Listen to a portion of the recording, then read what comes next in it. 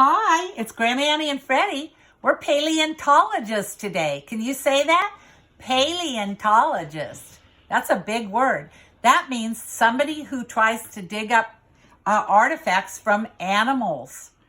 And if you're an archaeologist, they try to dig up artifacts from humans. But we're going to try to dig up artifacts from animals. We're trying to find dinosaur bones. So we're paleontologists.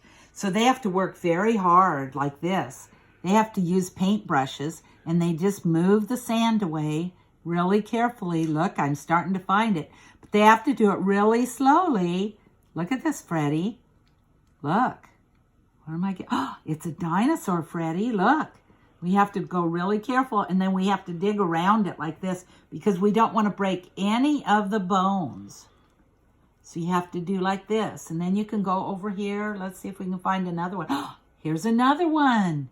Whoa, it's really funny. Oh, look at this one. It looks like it might be a stegosaurus.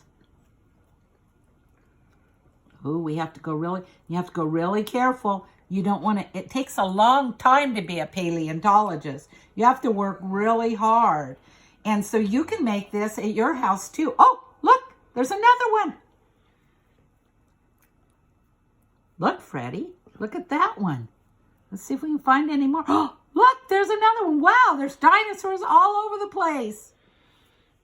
Oh, there's another one. Wow, we're finding lots of them. So if you're a paleontologist, you can dig up bones, but be very careful. You don't want to break them because we want to make sure we have all the bones together so we can tell what kind of a dinosaur it was.